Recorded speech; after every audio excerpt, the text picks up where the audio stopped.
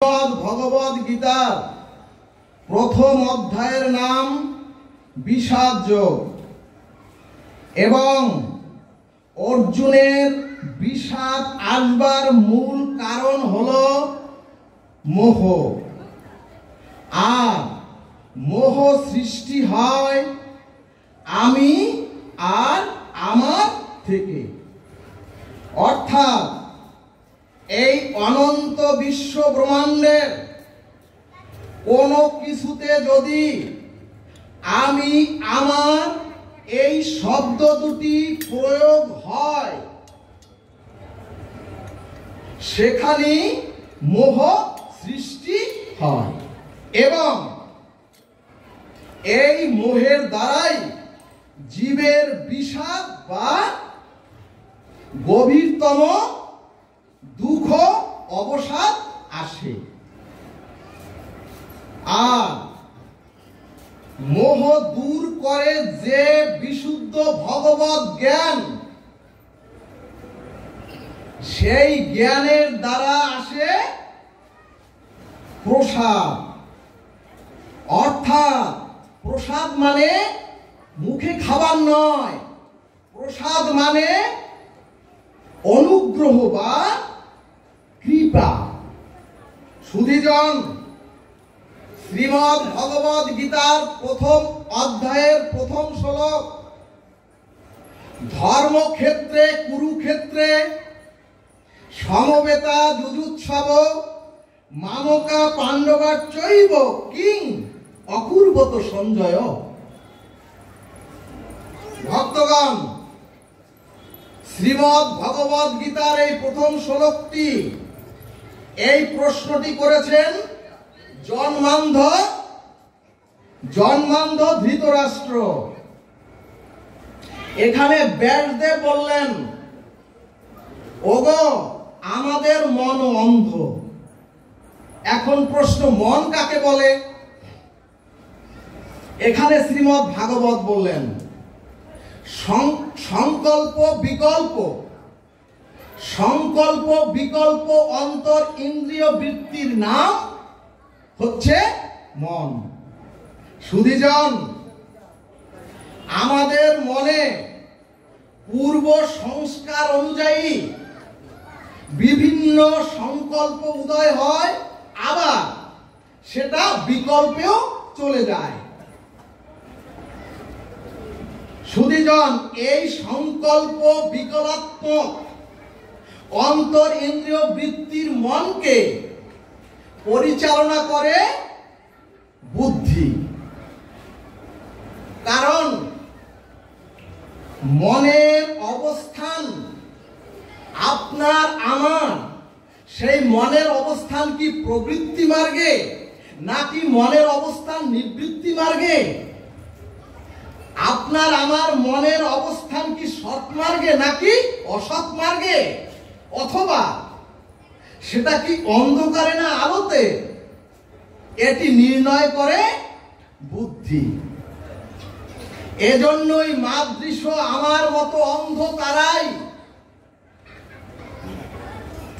মনে যেটি সংকল্প আসে, যদি আমরা সেই মনে যেটা আসে ওটাই যদি করে বসি, তাকেই বলে অন্ধ মন। সুধীজন, মহাজন প্রশ্ন করলেন, ধৃতরাষ্ট্রের কি উচিত ছিল না দুর্যোধনের অন্যায় কর্ম থেকে বিরত করা একজন পিতা হিসেবে? তাহলে গীতা বলছে মন হলো অন্ধ।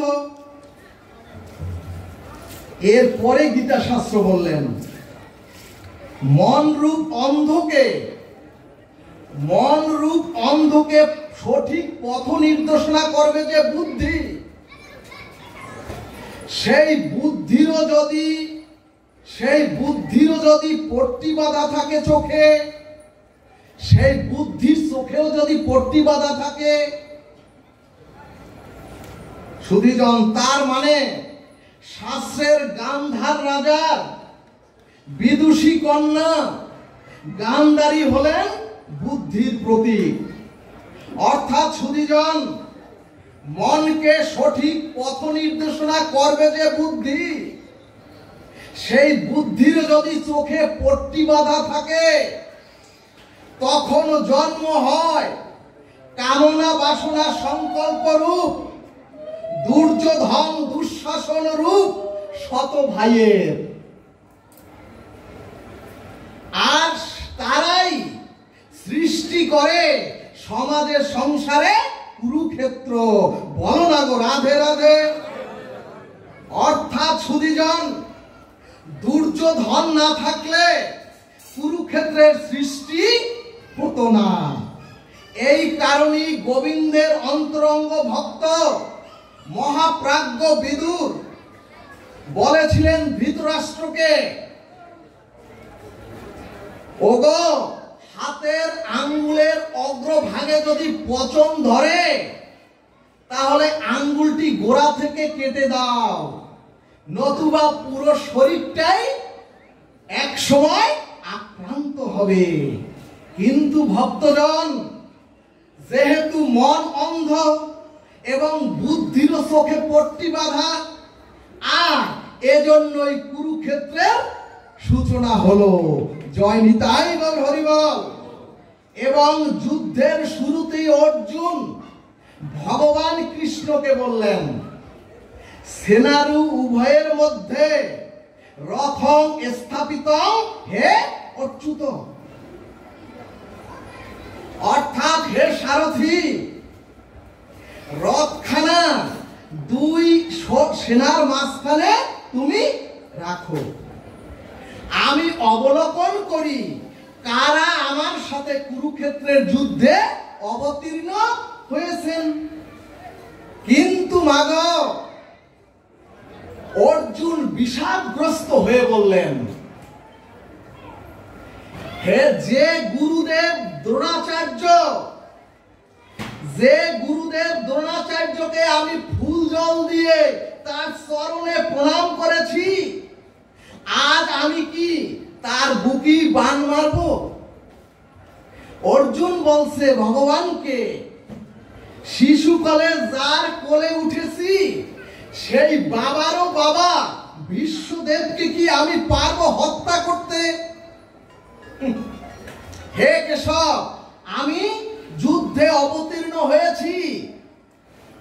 অর্জুন বলছে ভগবানকে, হে কেশব, আমি যুদ্ধে অবতীর্ণ হয়েছি অধম কৌরবদের পরাজিত করে, ওই বিশ্বদেব, ওই দ্রোণকেই তো আচার্য করে আমি শান্তি ফিরিয়ে আনার জন্য।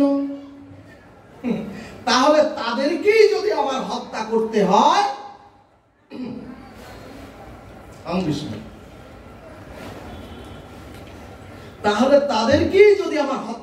হয়, তাহলে আর রাজ্য কিবে আমার প্রয়োজন? ভক্তগণ, এখানেই অর্জুনের মোহে এসে গেল। অর্থাৎ যেখানে আমি আমার, যেখানে আত্মীয়, যেখানে গুরু, যেখানে ভাই, যেখানে বন্ধু, যেখানে পিতা, যেখানে মাতা, সেখানে মোহ। আমাদের দুর্দশা এখানেই।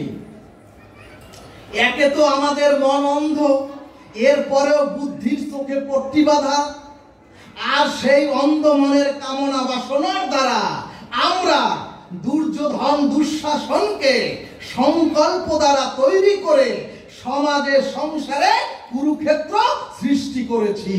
বলো না গো রাধে রাধে। কিন্তু এই কামনা বাসনার কুরুক্ষেত্রের যুদ্ধে, এই কামনা বাসনা রূপ কুরুক্ষেত্রের যুদ্ধে জয়ী হওয়ার জন্য ভগবান বললেন, ওগো, তোমরা আমার অনন্ত ঐশ্বর্য মাধুর্যময় তত্ত্ব শ্রবণ করো। জয় নিতাই গৌর হরিবল। এবং আপনারা জানেন, ভগবানের দিব্য চিন্ময় অলৌকিক বাণী শ্রবণ করেই অর্জুন পরে বললেন, নষ্ট মোহ স্মৃতি লব্ধা। অর্থাৎ আমার মোহ শেষ হয়েছে।